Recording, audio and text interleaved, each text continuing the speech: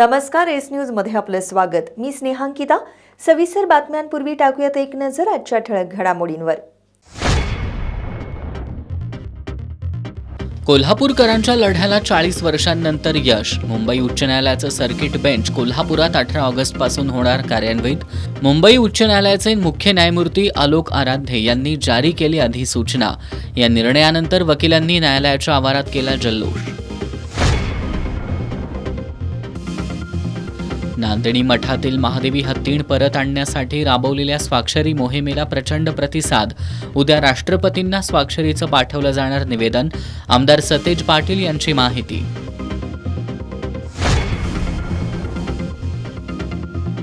जनआक्रोशानंतर वनताराचे मुख्य कार्यकारी अधिकारी कोल्हापुरात दाखल।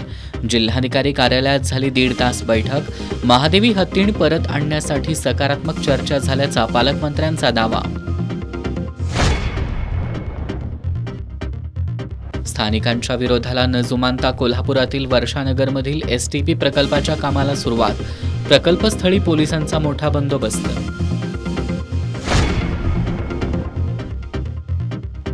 आणि मालेगाव बॉम्बस्फोट प्रकरणाचा निकाल आत्ताच कसा लागला? गृहमंत्री हे प्रकरण पुढच्या न्यायालयात घेऊन जातील का? संविधान अभ्यासक राजवैभव शोभा रामचंद्र यांचा सवाल।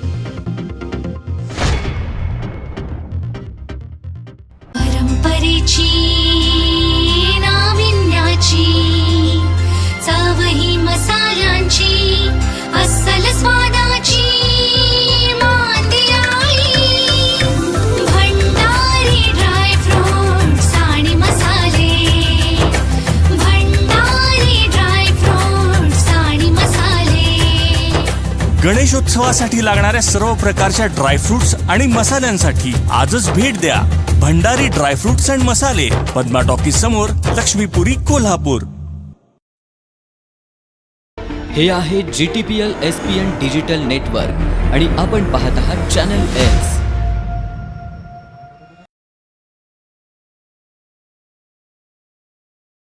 नांदणी इथल्या जिनसेन स्वस्ती श्री जैन मठातील महादेवी हत्तीणीला वनतारात स्थलांतरित करण्यात आल्यानंतर प्रचंड जनआक्रोश निर्माण झालाय। महादेवीला पुन्हा आपल्या घरी आणण्यासाठी काँग्रेसचे विधान परिषदेतील गटनेते आमदार सतेज पाटील यांनी एक स्वाक्षरी महादेवीला आपल्या घरी आणण्यासाठी ही स्वाक्षरी मोहीम सुरू केली आहे। या मोहिमेला प्रचंड प्रतिसाद मिळत असून उद्या राष्ट्रपतींना या स्वाक्षरीचं निवेदन पाठवण्यात येणार आहे, अशी माहिती आमदार सतेज पाटील यांनी पत्रकार बैठकीत दिली। नांदणीच्या जैन मठातील महादेवी हत्तीणीला वनतारामध्ये स्थलांतरित करण्यात आल्यानंतर प्रचंड जनाक्रोश निर्माण झालाय। काँग्रेसचे विधान परिषदेतील गटनेते आमदार सतेज पाटील यांनी 21 जुलैलाच या संदर्भात आपली भूमिका जाहीर करत सर्वोच्च न्यायालयामध्ये हे प्रकरण गेल्यानंतर राज्य सरकारनं आपली भूमिका मांडावी अशी मागणी केली होती।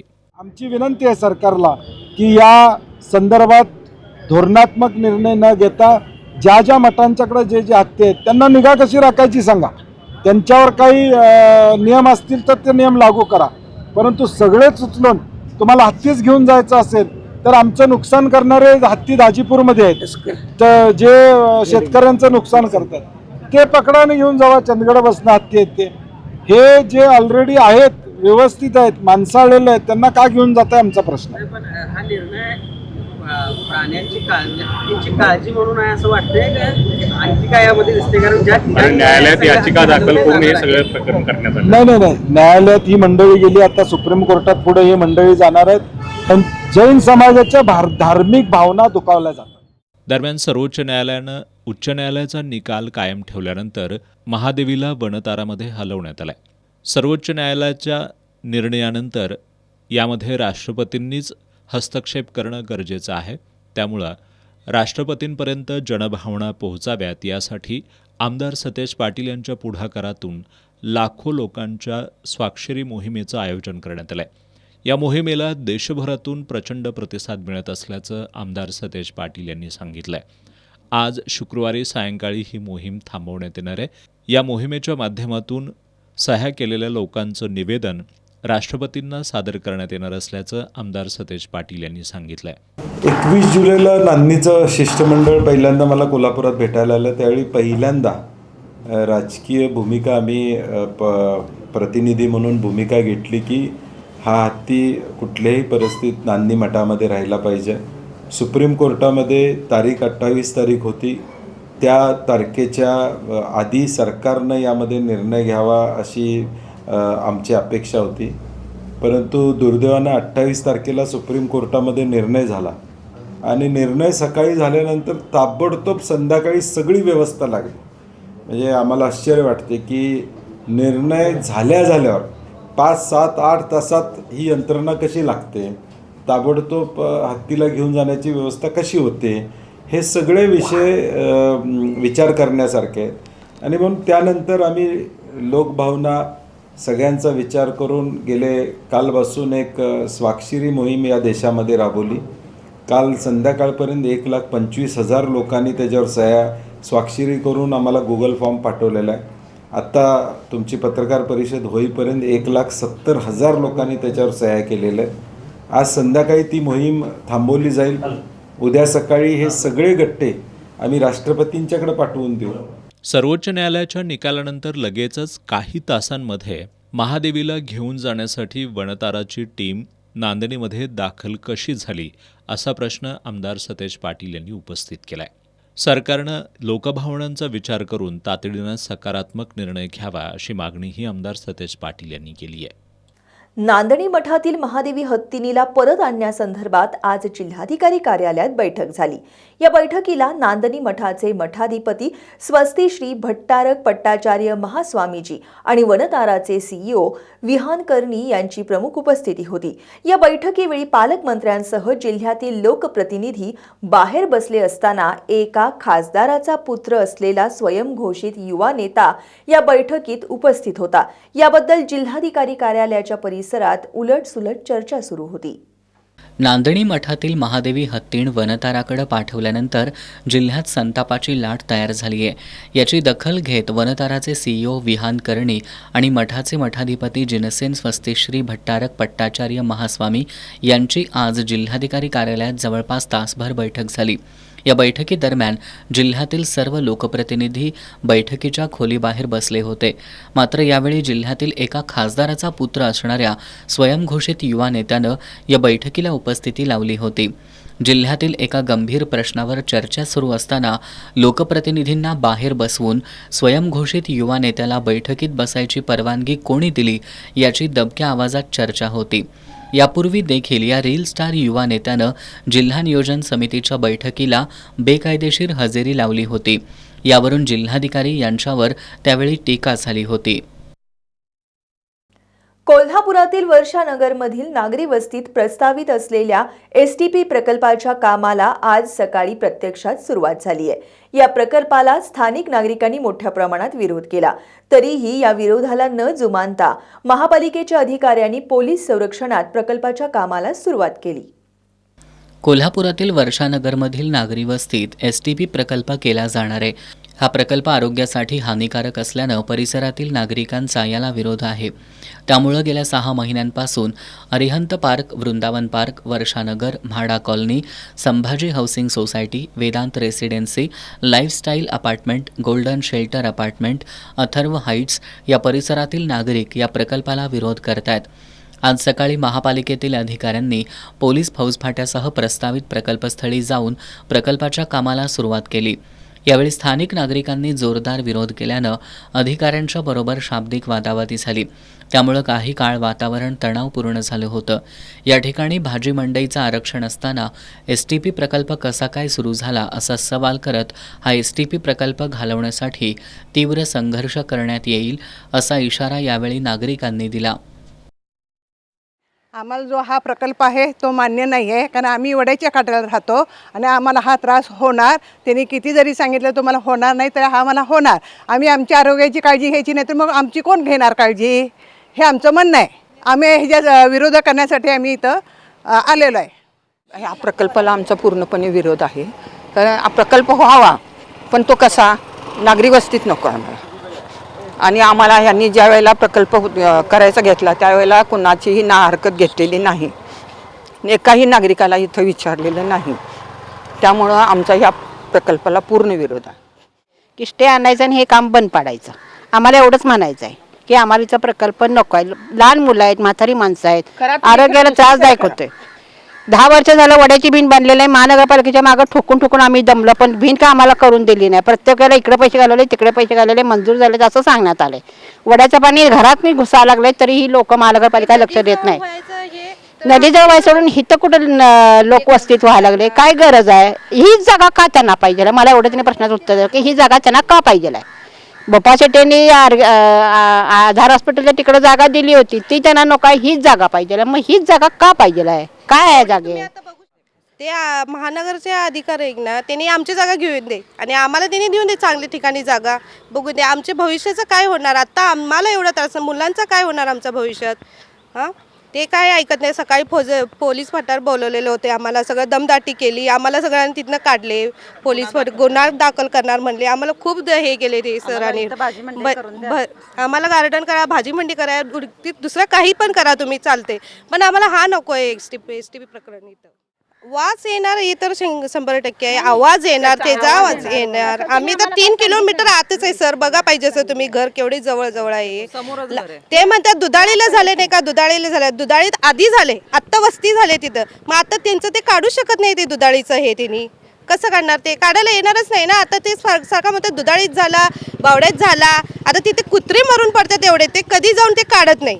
आणि इथं झाल्यावर कोण येणार इथं बघायला?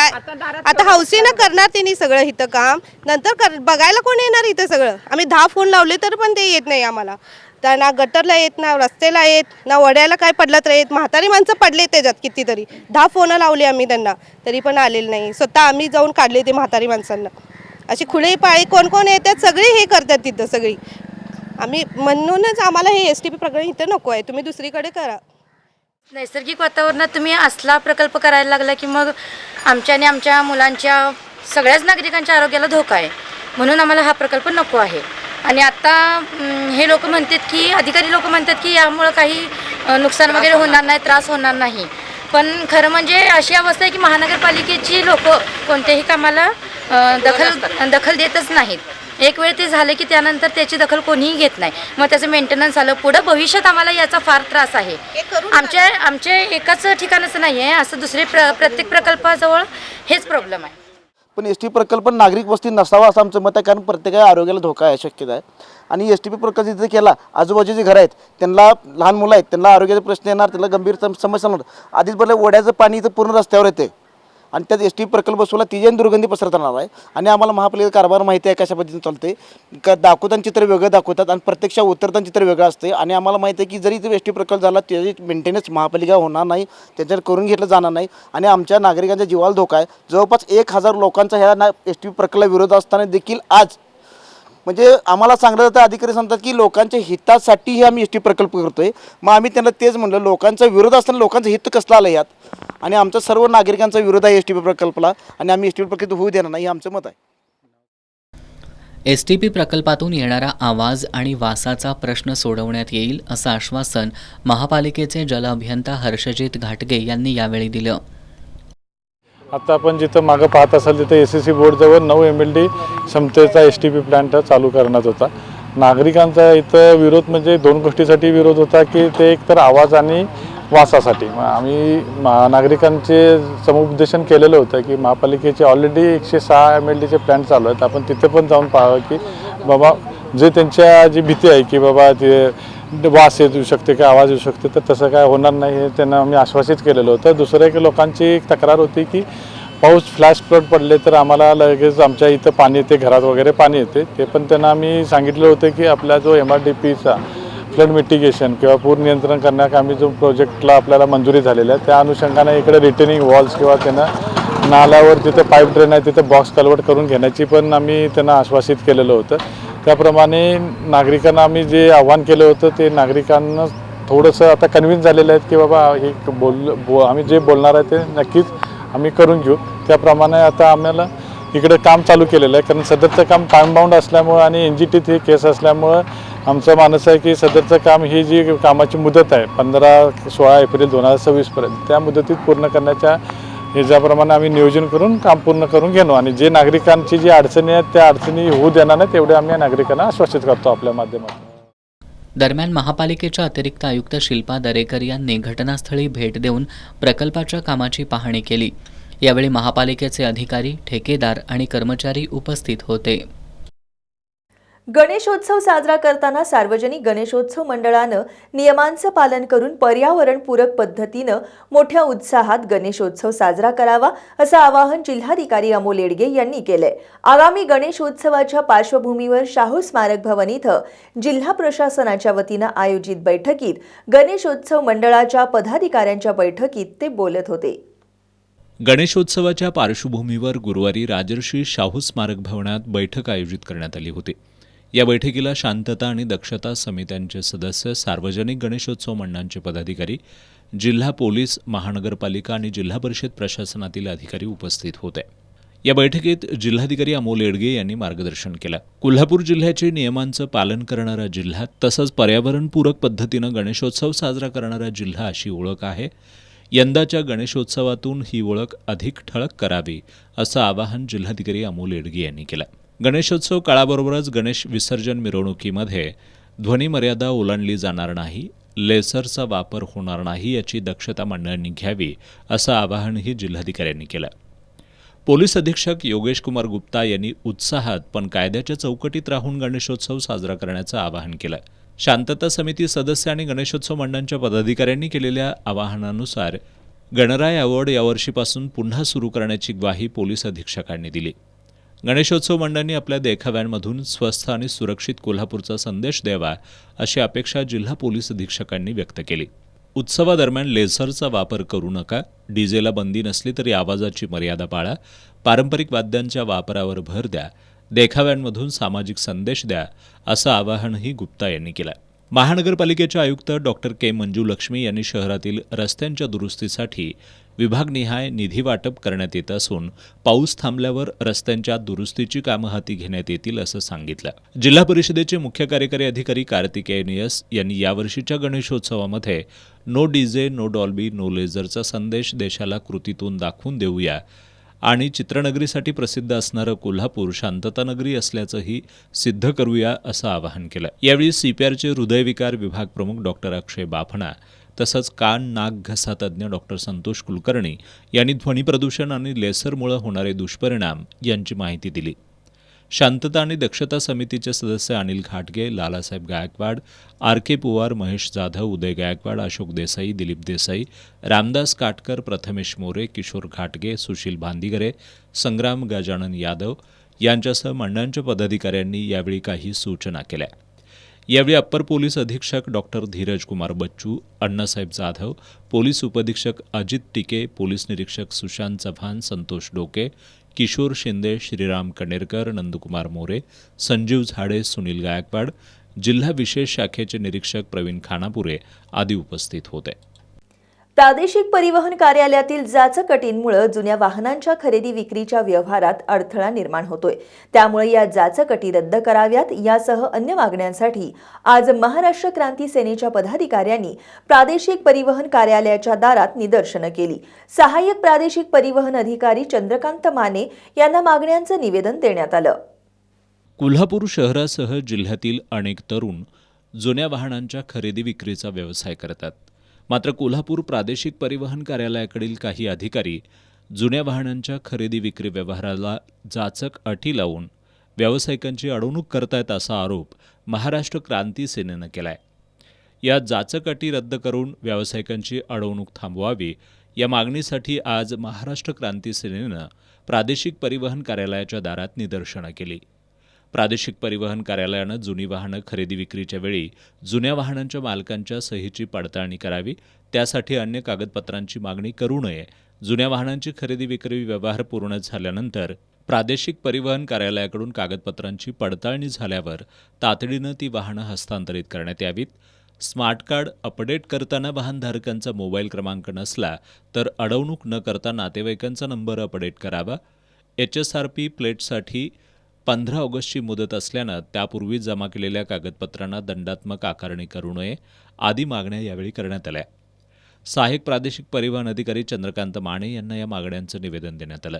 यावेळी क्रांती सेनेचे जिल्हाप्रमुख उदय लाड, रघुनाथ नरके, जयसिंग चौगुले, प्रणित चित्तारी, जनार्दन पाटील, संदीप बहिरशेठ, संपत चौगले, अरुण खाडे, समीर जमादार, विजय जाधव, राजू नंदीवाले यांच्यासह व्यावसायिक उपस्थित होते. मालेगाव बॉम्बस्फोट प्रकरणाचा निकाल आत्ताच कसा लागला? गृहमंत्री हे प्रकरण पुढच्या न्यायालयात घेऊन जातील का, असा सवाल संविधान अभ्यासक राजवैभव शोभा रामचंद्र यांनी कोल्हापुरात एका कार्यक्रमादरम्यान केला. कायदा आणि सुव्यवस्था राखण्यात गृहमंत्री देवेंद्र फडणवीस अपयशी ठरले असून त्यांनी राजीनामा द्यावा, अशी मागणीही त्यांनी केली. कोल्हापूरमध्ये आयोजित एका कार्यक्रमाला संविधान अभ्यासक राजवैभव शोभा रामचंद्र यांची उपस्थिती होती. यावेळी त्यांनी राज्य सरकारवर कडाडून टीका केली. मालेगाव बॉम्बस्फोट प्रकरणाच्या निकालावर बोलताना इतक्या वर्षांपासून प्रलंबित असणारा हा निकाल आत्ताच कसा लागला, या निकालाला गृहमंत्री सरकार म्हणून पुढील न्यायालयात घेऊन जातील का, असे सवाल त्यांनी उपस्थित केले. अलीकडच्या अनेक प्रकरणात कायदा आणि सुव्यवस्था राखण्यात गृहमंत्री देवेंद्र फडणवीस अपयशी ठरले असून त्यांनी राजीनामा द्यावा, अशी मागणी संविधान अभ्यासक राजवैभव शोभा रामचंद्र यांनी केली. असा प्रश्न पडावा असं आहे. अरे मग ती माणसं मिलीत कशी? का बॉम्बला हे लागला, पाय आले आणि ते पटकन मुस्लिम वस्ती त्याला शोधली आणि तिथंच तो ब्लास्ट झाला, कुणी आणून ठेवला? आणि ती बरोबर ह्याच वर्षी कसं काय, एवढ्या वर्षात ती निकाल लागला नाही आणि ह्याच वर्षी कसा काय लागला, याचा पण प्रश्न आपण विचारायला पाहिजे. बरं, प्रत्येक वेळेला एक गोष्ट घडते बघा. एक गोष्ट घडत असते. ज्या वेळेला आरोपी पकडले जातात कुठलेही, आणि जर सरकार असतं, ते सरकार जर त्याची काय असतं, सरकार जर त्यांना आरोपी म्हणून पकडत असेल आणि एका न्यायालयानं काय दिलं, निर्दोष केलं, तर सरकार थांबतंय का? काय करते सरकार? वरच्या न्यायालयाला अपील करते. मी वाट बघायला लागलोय की गृहमंत्री या राज्याचे कधी मालेगावचं प्रकरण सर्वोच्च न्यायालयात घेऊन जातात. आणि जर घेऊन जायची हिंमत नसेल तर बाबा त्या खुर्चीवर बसण्याची तुझी हिंमत नाही. पुन्हा एक गोष्ट, सोमनाथ सूर्यवंशीला मारलं गेलं, पोलीस स्टेशन मध्ये मारलं. हा माणूस धडधडीत तिथं म्हणतो, फ्लोअरवर म्हणतो, काय म्हटला की त्याचा मृत्यू हृदयविकाराने झाला आहे. फ्लोअरवरची वाक्य आहेत. आणि सर्वोच्च न्यायालय आज म्हणतंय पोलिसांच्या कोणात झाला, खोटं बोलल्याबद्दल हा माणूस राजीनामा देणार आहे का? आता आपण पोलिसांना दोषी ठरवण्यापेक्षा मला वाटतं की थेट वार केला पाहिजे तो या राज्याच्या गृहमंत्र्यावर की तुम्ही या देशातली कायदा आणि सुव्यवस्था टिकवण्यासाठी सक्षम नाही आहात, तुम्ही राजीनामा द्या. 2008 साली झालेल्या मालेगाव बॉम्बस्फोट प्रकरणात NIA विशेष न्यायालयानं निकाल देत सर्व आरोपींची निर्दोष मुक्तता केली होती.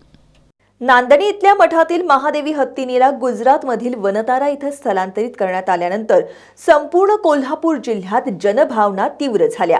त्यानंतर आज वनताराचे मुख्य कार्यकारी अधिकारी विहान कर्णी हे कोल्हापुरात आले होते. त्यांची आणि नांदणीतील जनसेन स्वस्ती श्री जैन मठाचे मठाधिपती स्वस्ती श्री भट्टाचारक पट्टाचार्य महास्वामी यांची जिल्हाधिकारी कार्यालयात जवळपास 1.5 तास बैठक झाली. या बैठकीनंतर पालकमंत्री प्रकाश आंबेडकर यांनी कायदेशीर प्रक्रिया पूर्ण करून महादेवी हत्तीन परत आणण्यासाठी सकारात्मक चर्चा झाल्याचा दावा केलाय. मात्र या बैठकीतून कोणतीही प्रतिक्रिया न देता जिनसेन स्वस्ती श्री भट्टारक पट्टाचार्य महास्वामीजी निघून गेल्यानं ही बैठक निष्फळ ठरल्याची चर्चा आहे. शिरोळ तालुक्यातील नांदणी इथल्या जिनसेन मठाची महादेवी हत्तीण ही वनतारा या गुजरातमधील प्राणी संग्रहालयात स्थलांतरित करण्यात आली आहे. यानंतर शिरोळ तालुक्यासह संपूर्ण राज्यात जनभावना तीव्र झाल्या. याची दखल घेत आज वनतारा प्राणी संग्रहालयाचे CEO विहान कर्णी हे कोल्हापुरात दाखल झाले. त्यांनी नांदणी जैन मठाचे मठाधिपती जिनसेन स्वस्तिश्री भट्टारक पट्टाचार्य यांची भेट घेण्यासाठी कोल्हापुरात दाखल झाले. पोलिसांनी त्यांना विमानतळावरच नांदणी इथं लोकांच्या भावना तीव्र असल्यानं नांदणी इथं जाऊ नये अशी त्यांना विनंती केली. यानंतर दुपारी 4 वाजता खासदार धैर्यशील माने, पालकमंत्री प्रकाश आंबेडकर, आमदार राहुल आवाडे, आमदार अशोकराव माने, आमदार सुरेश खाडे हे वनताराचे CEO विहान कर्णी यांच्या समवेत जिल्हाधिकारी कार्यालयात दाखल झाले. काही वेळातच नांदणीतील जिनसेन स्वस्तिश्री जैन मठाचे मठाधिपती जिनसेन स्वस्तिश्री भट्टारक पट्टाचार्य महास्वामीजीही आले. कोणताही अनुचित प्रकार घडू नये म्हणून जिल्हाधिकारी कार्यालयाबाहेर मोठा पोलीस बंदोबस्त तैनात करण्यात आला होता. जिल्हाधिकारी कार्यालयात जिनसेन स्वस्तिश्री जैन मठाचे मठाधिपती जिनसेन स्वस्तिश्री भट्टारक पट्टाचार्य महास्वामीजी आणि वनताराचे CEO विहान कर्णी यांच्यात बैठक झाली. तासाभरानंतर भट्टारक पट्टाचार्य महास्वामीजी हे बैठकीतून बाहेर निघून गेले. यावेळी माध्यमांना कोणतीही प्रतिक्रिया देण्यास नकार दिला. या दरम्यान नांदणी ग्रामस्थांनी जिल्हाधिकारी कार्यालयाबाहेर जोरदार घोषणाबाजी केली. महास्वामी निघून गेल्यानंतर जिल्ह्यातील लोकप्रतिनिधी अर्धा तास जिल्हाधिकारी कार्यालयात चर्चा करत होते.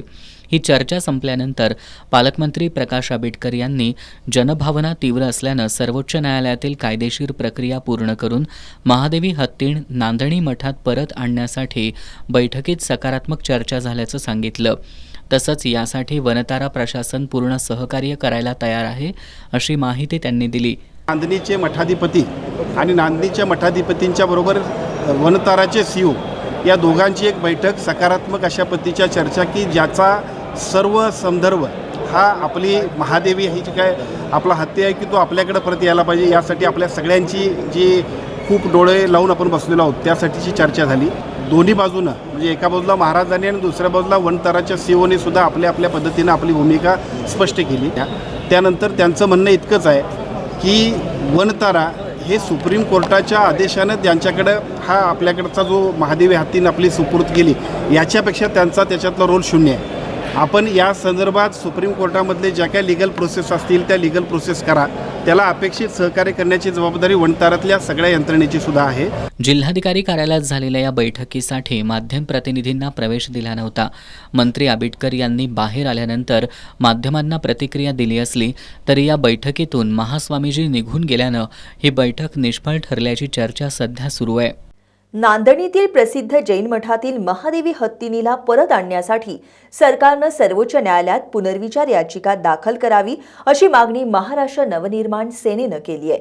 या मागणीसाठी आज इचलकरंजीतील प्रांत कार्यालयासमोर निदर्शनं करण्यात आली. दरम्यान यावेळी महादेवीला पुन्हा आणावं या मागणीसाठी जैन बांधवांनी प्रांताधिकारी कार्यालयासमोर मोर्चा काढला. नांदणी मठातील महादेवी हत्तीण लाखो भाविकांची श्रद्धास्थान आहे. मात्र सर्वोच्च न्यायालयाच्या आदेशानंतर तिला वनतारा इथं स्थलांतरित करण्यात आलंय. मात्र न्यायालयाचा निर्णय लागू झालेला हा कायदा जुन्या तरतुदींवर आधारित आहे. त्या कायद्यामध्ये केंद्र सरकारनं बदल करावा. लोकभावनेचा विचार करून केंद्र सरकारनं सर्वोच्च न्यायालयात पुनर्विचार याचिका दाखल करावी अशा मागण्या मनसेच्या इचलकरंजीतील पदाधिकाऱ्यांनी केल्यात. या मागणीसाठी त्यांनी इचलकरंजी प्रांत कार्यालयासमोर निदर्शनं केली. त्यानंतर मागण्यांचं निवेदन प्रांताधिकारी दीपक शिंदे यांना दिलं. शिष्टमंडळात जिल्हा उपाध्यक्ष राजेंद्र निकम, जिल्हा सचिव प्रताप पाटील, शहराध्यक्ष रवी गोंदकर, भार्गव जांभळे, कुमार पुदाळे, लखन भिसे, प्रमोद परीट, रोहित कोटकर, अभिषेक सारडा, रसिका साळुंखे यांच्यासह अनेक पदाधिकारी आणि कार्यकर्ते उपस्थित होते. दरम्यान नांदणी मठातील माधुरीला परत आणावं या मागणीसाठी आज जैन बांधवांनी इचलकरंजी प्रांत कार्यालयावर मोर्चा काढला. यावेळी मागणीचं निवेदन प्रांताधिकारी दीपक शिंदे यांना देण्यात आलं. मोर्चात मोठ्या संख्येनं जैन बांधव सहभागी झाले होते. नर्सिंग हे मानवी जीवनासाठी वरदान आहे असं प्रतिपादन डी.वाय. पाटील विद्यापीठाचे कुलगुरू डॉक्टर राकेश कुमार शर्मा यांनी केलं. डी.वाय. पाटील कॉलेज ऑफ नर्सिंगच्या दीक्षारंभ कार्यक्रमात ते बोलत होते. यावेळी BSc नर्सिंग आणि GNM नर्सिंग डिप्लोमाच्या प्रथम वर्षाच्या विद्यार्थ्यांचं मोठ्या उत्साहात स्वागत करण्यात आलं. डी.वाय. पाटील कॉलेज ऑफ नर्सिंगच्या दीक्षारंभ कार्यक्रमाला डी.वाय. पाटील विद्यापीठाचे कुलगुरू डॉक्टर राकेश कुमार शर्मा यांची प्रमुख उपस्थिती होती. प्रास्ताविकात प्राचार्य डॉक्टर उमराणी यांनी हा तुमच्या आयुष्यातला महत्त्वाचा टप्पा असून शैक्षणिक ते करिअर असा बदल तुमच्या आयुष्यामध्ये घडणार असल्याचं सांगितलं. रजिस्ट्रार डॉक्टर विश्वनाथ भोसले यांनी डी.वाय. पाटील ग्रुपच्या माध्यमातून सर्व क्षेत्रामध्ये असणाऱ्या संधींची माहिती दिली. नर्सिंग शिक्षणानंतर देश-विदेशातील असणाऱ्या संधींचीही त्यांनी माहिती दिली. कुलगुरू डॉक्टर राकेश कुमार शर्मा यांनी नर्सिंग हे मानवी जीवनासाठी वरदान असल्याचं सांगितलं. या कॉलेजमध्ये सर्व पायाभूत सुविधा उपलब्ध आहेत. अत्याधुनिक लॅब त्याचबरोबर लायब्ररी उपलब्ध आहे. या सर्वांचा फायदा करून घेऊन शैक्षणिक प्रगती करा असं आवाहन त्यांनी विद्यार्थ्यांना केलं. यानंतर BSc नर्सिंगचे 100 तर GNM नर्सिंग डिप्लोमाचे 30 विद्यार्थी अशा एकूण 130 विद्यार्थ्यांचं कॉलेजच्या वतीनं स्वागत करण्यात आलं. यावेळी प्रोफेसर मनीषा बिजापूरकर, IQACचे डायरेक्टर डॉक्टर शिंपा शर्मा यांच्यासह शिक्षक, शिक्षकेतर कर्मचारी, पालक उपस्थित होते. कुरुंदवाडची रखडलेली प्रस्तावित नळ पाणीपुरवठा योजना कार्यान्वित करावी यासाठी सर्वपक्ष कृती समितीनं साखळी उपोषण सुरू केलंय. या साखळी उपोषणाला 100 दिवस पूर्ण झाल्यानं गुरुवारी कुरुंदवाडमधील नगरपालिकेसमोरील मुख्य मार्गावर होम हवन करण्यात आलं. आमदार राजेंद्र पाटील यड्रावकर आणि खासदार धैर्यशील माने यांनी येत्या 8 दिवसात पाणी प्रश्न मार्गी लावावा, अन्यथा त्यांना गावात येऊ देणार नाही असा इशारा कृती समितीनं दिलाय. कुरुंदवाड शहरासाठीची रखडलेली नळ पाणीपुरवठा योजना कार्यान्वित करावी यासाठी सर्वपक्षीय कृती समितीनं साखळी उपोषण सुरू केलंय. या साखळी उपोषणाला गुरुवारी 100 दिवस पूर्ण झालेत. तरीही लोकप्रतिनिधी आणि प्रशासनानं या उपोषणाची दखल घेतलेली नाही. 100व्या दिवशी कृती समितीनं होम हवन केलं. राजू बेले आणि मनीषा बेले यांनी यावेळी पूजा केली.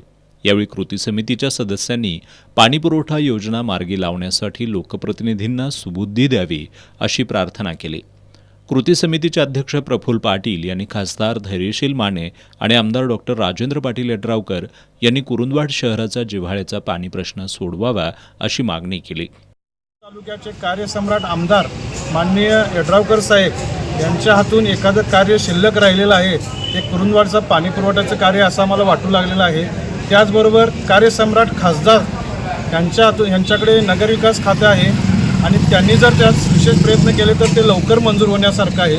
त्याबद्दल आम्ही गावकऱ्यांच्या मार्फत अशी विनंती करत आहे की आमदार, खासदार त्याचबरोबर प्रशासन यांना लवकरात लवकर सुबुद्धी मिळावी यासाठी आज आम्ही कुरुंदवाडचं ग्रामदैवत, देवदेवता त्याचबरोबर होम हवन या सर्व गोष्टी इथं आम्ही केलेल्या आहेत आणि त्यांना आम्ही असं सर्वपक्षीय कृती समितीमार्फत विनंती करत आहे की ह्यातनं तरी निदान आपल्याला लवकरात लवकर सुबुद्धी मिळून कुरुंदवाडचा पाणी पुरवठा लवकर मार्गी लागावा अशी मी विनंती करतो. लोकप्रतिनिधींनी येत्या 8 दिवसांमध्ये पाणी प्रश्न मार्गी लावावा, नाहीतर त्यांना शहरात येऊ देणार नाही असा इशारा राजू आवळे यांनी दिलाय. सर्वपक्षीय कृती समितीचे अध्यक्ष पाटलांनी आता सांगितल्याप्रमाणे आमदार आणि खासदारांना चांगली बुद्धी व्हावी, भगवंताने त्यांना चांगली बुद्धी घालावी की कुरुंदवाडचा पाणी पुरवठा जो आहे तो लवकरात लवकर व्हावा आणि आम्हाला स्वच्छ व मुबलक पाणी कुरुंदवाडकरांना मिळावं एवढी जर त्यांची भूमिका मांडली. समजा 8-10 दिवसात जर त्यांनी ही जर आज जवळजवळ 3 महिने होऊन गेलेत, जर त्यांनी हा पाणी पुरवठ्यासाठी जर प्रयत्न केला नाहीच तर कुरुंदवाड नगरीमध्ये मजाव करण्यात येईल आणि त्यांना इथं आम्ही अजिबात येऊन त्यांना वाटेल ते होऊ दे, पण खासदारांना आणि आमदारांना आम्ही इथे येऊन देणार नाही. ते आमच्या कृती समितीचा निर्धार असणार आहे. यावेळी जितेंद्र साळुंखे, अर्शद बागवान, रियाज शेख, अनिकेत बेले यांच्यासह कृती समितीचे सदस्य आणि नागरिक उपस्थित होते. मुरगुडमधील लोकनेते सदाशिवराव मंडलिक राष्ट्रीय कुस्ती संकुलात इंडोर स्टेडियमच्या बांधकामाचा शुभारंभ माजी खासदार संजय मंडलिक यांच्या हस्ते झाला. या स्टेडियमसाठी 2,62,00,000 रुपयांचा खर्च येणार आहे. मुरगुडमधील लोकनेते सदाशिवराव मंडलिक राष्ट्रीय कुस्ती संकुलात 2,62,00,000 रुपये खर्चून इंडोर स्टेडियम उभारलं जाणार आहे. या स्टेडियमच्या बांधकामाचा शुभारंभ माजी खासदार संजय मंडलिक यांच्या हस्ते करण्यात आला. यावेळी बोलताना माजी खासदार संजय मंडलिक यांनी या इंडोर स्टेडियमला मिनी बालेवाडी करण्याचं मानस असल्याचं सांगितलं. यावेळी नगरपालिकेचे मुख्याधिकारी अतिश वाळुंज उपस्थित होते. यावेळी स्वच्छ सर्वेक्षणात राज्यस्तरीय यश मिळवल्याबद्दल नगरपरिषदेचे अधिकारी, कर्मचारी तसंच आंतरराष्ट्रीय कुस्ती स्पर्धेसाठी भारतीय संघाच्या प्रशिक्षकपदी निवड झाल्याबद्दल दादासाहेब लवटे यांचा, राज्य कुस्तीगीर परिषदेवर निवड झाल्याबद्दल मारुती जाधव यांचा, सहकार बोर्डाचे संचालक प्रवीण सूर्यवंशी, दीपक माने, शकुंतला गोधडे यांचा, त्याचबरोबर गुणवंत कुस्तीगीरांचा सन्मान करण्यात आला. यावेळी वीरेंद्र मंडलिक, नवीन कुमार तहिया, दगडू शेणवी, नामदेवराव मेंढके, जयसिंगराव भोसले, अविनाश चौगले, वस्ताद सुखदेव येरुडकर, जगन्नाथ पुजारी, दत्तात्रय मंडलिक, किरण गावानकर, सुनील रणवरे आदी उपस्थित होते. कोल्हापूर नजीकच्या कळंबा तलावातील नवीन पाण्याचं वेदमंत्रात विधिवत पूजन करण्यात आलं. यावेळी विधान परिषदेतील काँग्रेसचे गटनेते आमदार सतेज पाटील आणि माजी आमदार ऋतुराज पाटील उपस्थित होते. कोल्हापूर नजीकच्या कळंबा तलावातील नवीन पाण्याच्या वेदमंत्रात विधिवत पूजन कार्यक्रमावेळी सुरुवातीला कळंबा ग्रामपंचायतीच्या उपसरपंच पूनम जाधव आणि त्यांचे पती उत्तम जाधव यांच्या हस्ते कलश वरुणाची स्थापना करण्यात आली. यावेळी पुजारी अमर कुलकर्णी यांनी पंचशब्दी पुण्यवाचन केलं. त्यानंतर विधान परिषदेतील काँग्रेसचे गटनेते आमदार सतेज पाटील आणि माजी आमदार ऋतुराज पाटील यांच्या हस्ते पाण्याचं विधिवत पूजन करण्यात आलं. यावेळी कळंबा ग्रामपंचायतीच्या सरपंच सुमन गुरव, माजी सरपंच सागर भोगम, करवीर पंचायत समितीच्या माजी सभापती मीनाक्षी पाटील, ग्रामविकास अधिकारी विलास राबाडे, सदस्य विकास पोवार, संदीप पाटील, उदय जाधव, मीना गौड, आशा टिपुगडे, रोहित जगताप, संगीता माने, रोहित मिर्झे यांच्यासह ग्रामस्थ उपस्थित होते. करवीर संस्थानचे छत्रपती राजाराम महाराज हे बहुजन पुरोहिताकडून राज्याभिषेक करून घेणारे देशातील पहिले राजे होते, असं प्रतिपादन इतिहास अभ्यासक इंद्रजित सावंत यांनी केलं. महाराष्ट्र बहुजन आघाडीच्या वतीनं आयोजित परिवर्तन निर्धार परिषदेत ते बोलत होते. या परिषदेत 5 ठराव बहुमतानं मंजूर करण्यात आले.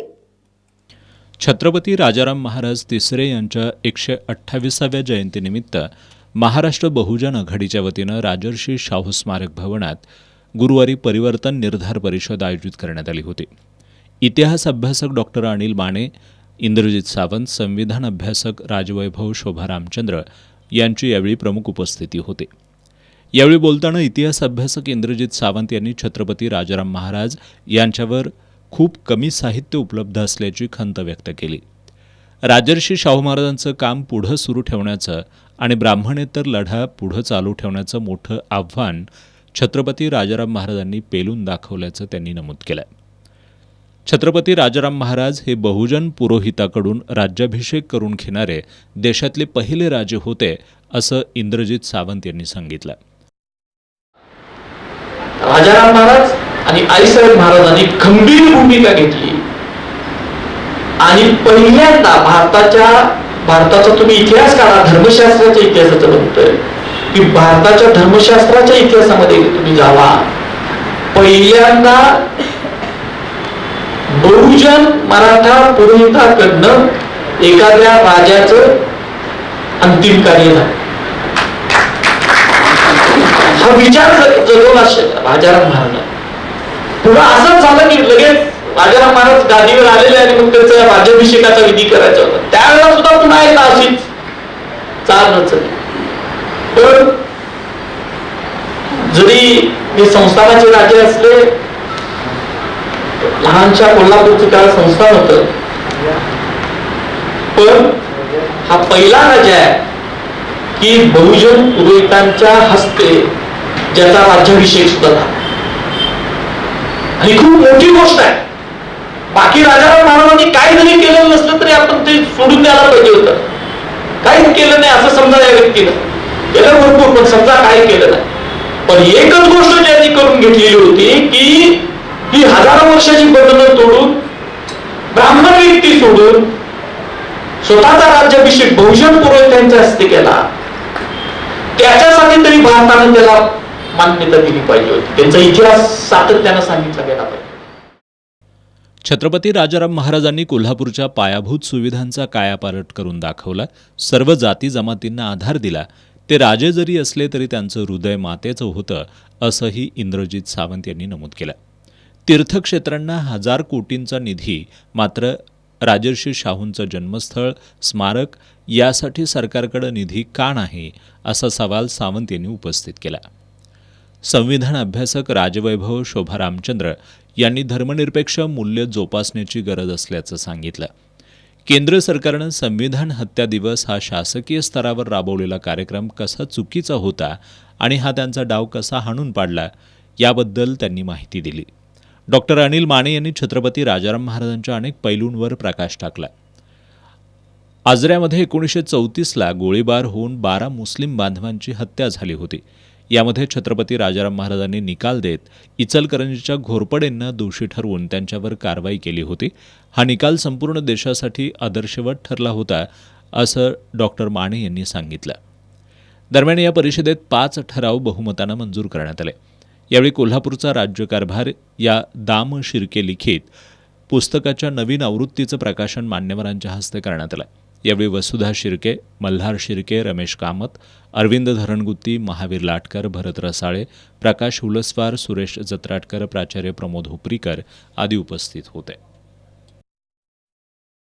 राजर्षी छत्रपती शाहू महाराज, छत्रपती राजाराम महाराजांपाठोपाठ महाराणी ताराराणींची ब्रेल लिपीमधील पुस्तिका प्रकाशित व्हावी अशी अपेक्षा मधुरी महाराजे छत्रपती यांनी व्यक्त केली.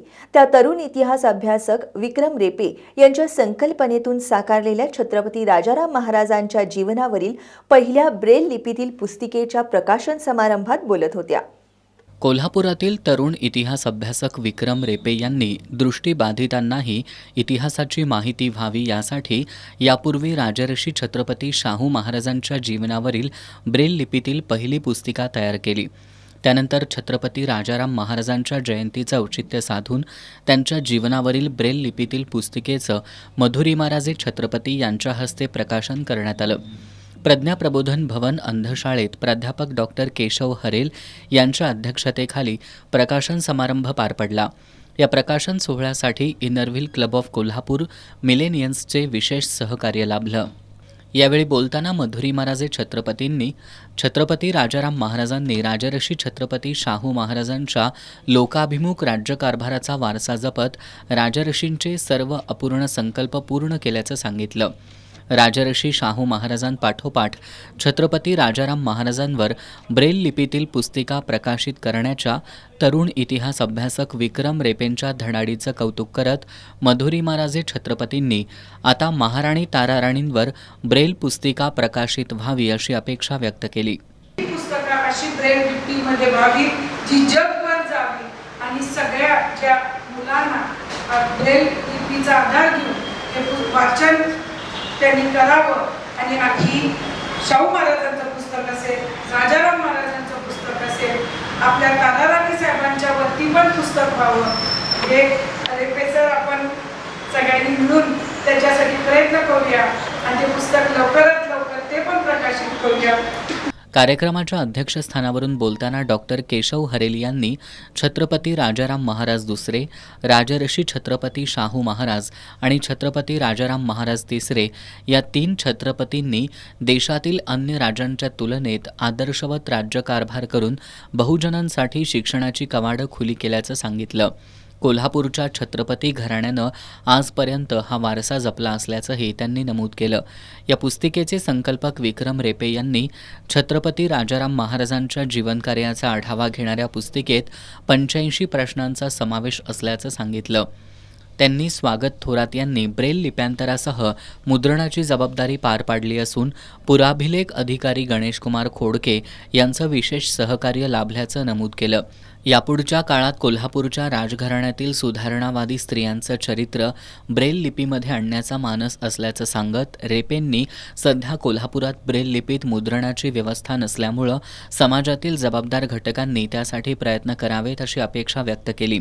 यावेळी केएसएचे सचिव माणिक मंडलिक, ज्ञानप्रबोधन अंधशाळेचे अध्यक्ष डॉक्टर सुहास बोंद्रे, इनरव्हिल क्लबच्या सदस्या आणि प्रज्ञा प्रबोधन अंधशाळेच्या संचालिका स्मिता घोसाळकर, इनरव्हिल क्लबच्या अध्यक्षा शिल्पा सावंत, सेक्रेटरी शरयू पाटील, मुख्याध्यापक प्रकाश पाटील, हॉटेल मालक असोसिएशनचे उज्ज्वल नागेशकर, सचिन शानबाग, माजी उपमहापौर विक्रम जरग, दीपक रेपे, प्राचार्य J K. Pawar, doctor Krishna Kelavkar, Inner Wheel club of मिलेनियल्सच्या सदस्यांसह इतिहास आणि शाहूप्रेमी नागरिक, अंधशाळेतील शिक्षक, शिक्षकेतर कर्मचारी आणि विद्यार्थी उपस्थित होते.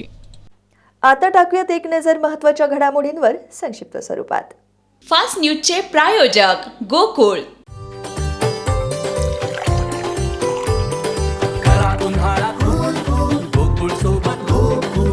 गोकुळ सोबत गोकुल. उपराष्ट्रपतीपदाच्या निवडणुकीचा कार्यक्रम जाहीर. 9 सप्टेंबरला होणार मतदान. निवडणूक आयोगाची घोषणा. एलपीजी ग्राहकांना महिन्याच्या सुरुवातीला दिलासा. व्यावसायिक गॅस सिलेंडर स्वस्त. माजी पंतप्रधान HD देवेगौडा यांचे नातू प्रज्वल रेवण्णा 47 वर्षीय महिलेवरील बलात्कार प्रकरणात दोषी. कर्नाटकच्या विशेष न्यायालयाचा निकाल.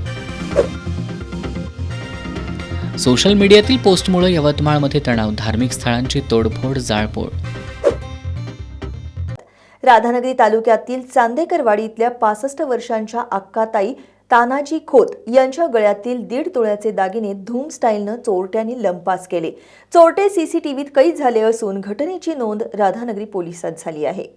चांदेकरवाडी कसबा वाळवे रस्त्यावर फिरण्यासाठी चांदेकरवाडी इथल्या वृद्धा अक्काताई तानाजी खोत या जात होत्या.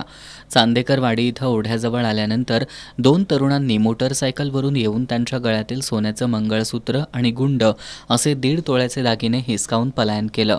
चोरट्यांना प्रतिकार करत असताना त्या किरकोळ जखमी झाल्या. धूम स्टाईलनं चोरी करणारे हे चोरटे सीसीटीव्ही कॅमेऱ्यात कैद झालेत. या घटनेची नोंद राधानगरी पोलिसात झाली आहे.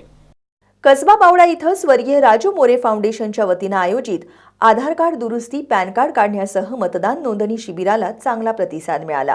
शिवसेना पक्षप्रमुख उद्धव ठाकरे यांच्या वाढदिवसानिमित्त शिवसेना उपशहर प्रमुख राहुल माळी यांच्या मार्गदर्शनाखाली हे शिबिर घेण्यात आलं. यावेळी श्रीराम सोसायटीचे चेअरमन संतोष पाटील, सर्व संचालक उपस्थित होते. शिवसेना शहर प्रमुख सुनील मोदी, सुरमंजिरी लाटकर, संजय जाधव, युवराज उल्पे, प्रदीप उल्पे, संजय जासूद, संजय केंबळे, सचिन चौगुले यांनी शिबिराला भेट देऊन उपक्रमाचं कौतुक केलं. संयुक्त महाराष्ट्र चळवळीतील सिंहाचा वाटा असणाऱ्या अण्णाभाऊ साठेंनी दलित, शोषित, उपेक्षित आणि बहुजनांच्या व्यथा आपल्या विज्ञानवादी साहित्याचा डोंगर रचून समाजासमोर मांडल्या. अशा थोर साहित्यरत्न लोकशाहीर अण्णाभाऊ साठे यांची 105वी जयंती जिल्ह्यात विविध उपक्रमांद्वारे उत्साहात साजरी करण्यात आली. संयुक्त महाराष्ट्र चळवळीतील थोर साहित्यरत्न लोकशाहीर अण्णाभाऊ साठे यांची आज 105वी जयंती. यानिमित्त पन्हाळा तालुक्यातील कोडोली ग्रामपंचायतीमध्ये उपसरपंच डॉक्टर प्रशांत जमने यांच्या हस्ते लोकशाहीर अण्णाभाऊ साठे यांच्या प्रतिमेचं पूजन करून पुष्पहार अर्पण करण्यात आला. यावेळी ग्रामपंचायत सदस्य आणि कर्मचारी उपस्थित होते. कोडोली इथल्या साखरवाडी परिसरात जनसुराज्य शक्ती पक्षाच्या वतीनं लोकशाहीर अण्णाभाऊ साठे यांची जयंती साजरी करण्यात आली. यावेळी ग्रामसेवक जयवंत चव्हाण यांच्यासह मान्यवरांनी लोकशाहीर अण्णाभाऊ साठे यांच्या प्रतिमेला पुष्पहार घालून अभिवादन केलं. याप्रसंगी विद्यार्थ्यांना शालेय साहित्य वाटप आणि मोफत आरोग्य शिबिराचं आयोजन करण्यात आलं होतं. समाज मंदिरात लोकशाहीर अण्णाभाऊ साठे यांची जयंती साजरी करण्यात आली. सहाय्यक पोलीस निरीक्षक कैलास कोडग, तात्यासाहेब कोरे अभियांत्रिकी महाविद्यालयाचे प्राचार्य BT साळुंखे, ग्रामपंचायत सदस्य प्रवीण जाधव आदी मान्यवरांच्या हस्ते अण्णाभाऊ साठे यांच्या प्रतिमेला पुष्पहार घालून पूजन करण्यात आलं. प्राथमिक अनाथाश्रम शाळा, तळसंदेतील विश्ववारणा पब्लिक स्कूल अँड ज्युनियर कॉलेजमध्येही लोकशाहीर अण्णाभाऊ साठे यांची जयंती आणि लोकमान्य टिळक यांच्या स्मृतिदिनानिमित्त विविध उपक्रम राबवण्यात आले. कागल इथल्या गैबी चौकातील महापुरुषांच्या पुतळ्यांना वैद्यकीय शिक्षण मंत्री नामदार हसन मुश्रीफ यांनी विनम्र अभिवादन केलं. यावेळी तृतीयपंथी तसंच नगरपालिकेतील आरोग्य विभागाच्या महिलांना धान्यांचं वाटप करण्यात आलं. त्यानंतर बापूसाहेब महाराज चौकातील लोकशाहीर अण्णाभाऊ साठे यांच्या पुतळ्याला पुष्पहार अर्पण करून अभिवादन करण्यात आलं. यावेळी विविध मान्यवर उपस्थित होते. पश्चिम महाराष्ट्रातील लाखो नागरिकांसाठी दशकाहून अधिक काळ चाललेल्या संघर्षाला अखेर आज यश आलंय. मुंबई उच्च न्यायालयाचे सर्किट बेंच कोल्हापुरात 18 ऑगस्टपासून कार्यान्वित होणार आहे. खंडपीठाची बहुप्रतीक्षित घोषणा मुंबई उच्च न्यायालयाचे मुख्य न्यायमूर्ती यांनी एका अधिसूचनेद्वारे केली आहे. खंडपीठाचा निर्णय झाल्यानं कोल्हापूरकरांच्या 40 वर्षाच्या लढ्याला यश आलं असून या प्रक्रियेतील सर्वांचं काँग्रेसचे विधान परिषदेतील गटनेते आणि आमदार सतेज पाटील यांनी आभार मानलेत. कोल्हापुरात उच्च न्यायालयाचं सर्किट बेंच व्हावं यासाठी गेल्या 40 वर्षांपासून लढा सुरू होता. कोल्हापूर जिल्हा बार असोसिएशनसह विविध सामाजिक संघटनांनी आणि राजकीय नेत्यांनी वेळोवेळी यासाठी आंदोलन, मोर्चे आणि शासनाकडे पाठपुरावा केला होता. अखेर या सर्व प्रयत्नांना आणि संघर्षाला आज यश आलंय. मुंबई उच्च न्यायालयाचे सर्किट बेंच कोल्हापुरात 18 ऑगस्टपासून कार्यान्वित होणार आहे. खंडपीठाची बहुप्रतीक्षित घोषणा मुंबई उच्च न्यायालयाचे मुख्य न्यायमूर्ती यांनी एका अधिसूचनेद्वारे केली आहे. या ऐतिहासिक निर्णयामुळं कोल्हापूर, सांगली, सातारा, सोलापूर, रत्नागिरी आणि सिंधुदुर्ग या 6 जिल्ह्यातील नागरिकांना मोठा दिलासा मिळालाय. खंडपीठाचा निर्णय झाल्यानं कोल्हापूरकरांच्या 40 वर्षाच्या लढ्याला यश आलं असून या प्रक्रियेतील सर्वांचं काँग्रेसचे विधान परिषदेतील गटनेते आमदार सतेज पाटील यांनी आभार मानलेत. कोल्हापूर आणि या आजूबाजूच्या सर्व जिल्ह्यातल्या सोलापूर असेल, सांगली असेल, सातारा असेल, रत्नागिरी असेल, सिंधुदुर्ग या सगळ्या जिल्ह्यातल्या लोकांची 40 वर्षाची मागणी कोल्हापूरमध्ये खंडपीठ व्हावं, सर्किट बेंच व्हावं ही भूमिका होती. आणि आज तो सुवर्ण दिवस आम्हाला कोल्हापूरकरांना आणि पश्चिम महाराष्ट्राला पाहायला मिळतोय की सर्किट बेंचची सुरुवात आता 18 तारखेपासून कोल्हापूरमध्ये होतोय. मला मनापासून देशाचे सरन्यायाधीश आदरणीय गवईसाहेब असतील आणि या प्रक्रियेमध्ये असणाऱ्या सर्व या निर्णयापर्यंत आणण्यासाठी ज्यांनी सहकार्य केलं त्या सर्वांचं मनापासून मला धन्यवाद द्यायचे. विशेष करून हा लढा कोल्हापुरातल्या वकिलांनी कायमपणे तेवत ठेवला. कोल्हापूरमध्ये हा निर्णय झाला पाहिजे ही भूमिका कायमपणे ठेवली आणि या संघर्षाला आज यश आलं. शाहू महाराजांच्या भूमीमध्ये 18 तारखेला याची सुरुवात होते याचा मनापासून आम्हाला आनंद आहे. दरम्यान निर्णयानंतर कोल्हापुरात न्यायालयाच्या आवारात वकील बांधवांनी जल्लोष साजरा केला. वारणेच्या शैक्षणिक क्षेत्राला व्यासपीठ मिळाल्यानं विद्यापीठाची जबाबदारी वाढली आहे. हे विद्यापीठ क्लस्टर मॉडेल बनवण्यासाठी प्रयत्न केले जातील अशी ग्वाही वारणा विद्यापीठाचे नूतन कुलगुरू डॉक्टर डी.टी. शिर्के यांनी दिली. वारणा विद्यापीठाचे पहिले कुलगुरू म्हणून डॉक्टर डी.टी. शिर्के यांनी गुरुवारी पदाची सूत्रे स्वीकारली. त्यावेळी ते बोलत होते. वारणा विद्यापीठाचे पहिले नूतन कुलगुरू म्हणून डॉक्टर डी.टी. शिर्के यांनी गुरुवारी पदाची सूत्र स्वीकारली. यावेळी त्यांचा वारणा समूहाचे अध्यक्ष आमदार विनय कोरे यांच्या हस्ते सत्कार करण्यात आला. यावेळी बोलताना नूतन कुलगुरू डॉक्टर डी.टी. शिर्के यांनी वारणा विद्यापीठाचा कुलगुरू म्हणून मला विशेष आनंद असल्याचं सांगितलं. सहकार महर्षी तात्यासाहेब कोरे यांच्या दूरदृष्टीतून वारणेचं नंदनवन साकारलंय. वारणेच्या शैक्षणिक क्षेत्राला व्यासपीठ मिळाल्यानं विद्यापीठाची जबाबदारी वाढली असून हे विद्यापीठ क्लस्टर मॉडेल बनवण्यासाठी प्रयत्न केले जातील अशी ग्वाही त्यांनी दिली. वारणा विद्यापीठ झाल्यामुळं आमदार विनय कोरे यांचं स्वप्न साकारलं असून वारणा विद्यापीठ आपल्याला आंतरराष्ट्रीय स्तरावर घेऊन जाण्यासाठी सर्वांचे प्रयत्न आवश्यक असल्याचं डॉक्टर शिर्के यांनी सांगितलं. एकंदरीत सर्वांच्या सहकार्यानं सर्व घटकांना विश्वासात घेऊन वारणा विद्यापीठाचा हा जो काय कारभार आहे तो अतिशय चांगल्या पद्धतीनं मला करता येईल याचा विश्वास आहे. आणि वारणा विद्यापीठाचं नाव हे आंतरराष्ट्रीय पातळीवर नेण्याची जी अपेक्षा व्यक्त केलेली आहे आदरणीय कोरे साहेबांनी त्यामध्ये निश्चित आम्हाला यश मिळेल. यावेळी बोलताना आमदार डॉक्टर विनय कोरे यांनी विद्यापीठाचे कुलगुरूपद कमी लोकांच्या भाग्यात असतं, पण वाठारच्या सुपुत्राला कुलगुरू होण्याचं भाग्य मिळाल्याचं सांगितलं. यावेळी सुराज्य फाउंडेशनचे अध्यक्ष NH पाटील, वारणा शिक्षण मंडळाचे मुख्य कार्यकारी अधिकारी डॉक्टर V कारजींनी, प्राचार्य doctor DN Mane, doctor AM Shaikh, doctor Kiran Patil यांच्यासह वारणा शिक्षण मंडळातील प्राचार्य, शिक्षक, कर्मचारी आदी उपस्थित होते. शेवटी पुन्हा एक नजर आजच्या ठळक घडामोडींवर. कोल्हापूरकरांच्या लढ्याला 40 वर्षांनंतर यश. मुंबई उच्च न्यायालयाचं सर्किट बेंच कोल्हापुरात 18 ऑगस्टपासून होणार कार्यान्वित. मुंबई उच्च न्यायालयाचे मुख्य न्यायमूर्ती आलोक आराध्य यांनी जारी केली अधिसूचना. या निर्णयानंतर वकिलांनी न्यायालयाच्या आवारात केला जल्लोष. नांदणी मठातील महादेवी हत्तीण परत आणण्यासाठी राबवलेल्या स्वाक्षरी मोहिमेला प्रचंड प्रतिसाद. उद्या राष्ट्रपतींना स्वाक्षरीचं पाठवलं जाणार निवेदन. आमदार सतेज पाटील यांची माहिती.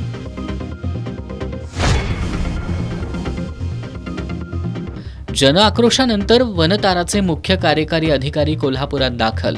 जिल्हाधिकारी कार्यालयात झाली 1.5 तास बैठक. महादेवी हत्तीण परत आणण्यासाठी सकारात्मक चर्चा झाल्याचा पालकमंत्र्यांचा दावा. स्थानिकांच्या विरोधाला न जुमानता कोल्हापुरातील वर्षानगरमधील STP प्रकल्पाच्या कामाला सुरुवात. प्रकल्पस्थळी पोलिसांचा मोठा बंदोबस्त.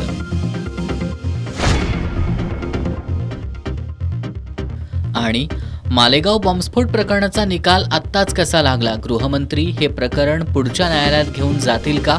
संविधान अभ्यासक राजवैभव शोभा रामचंद्र यांचा सवाल.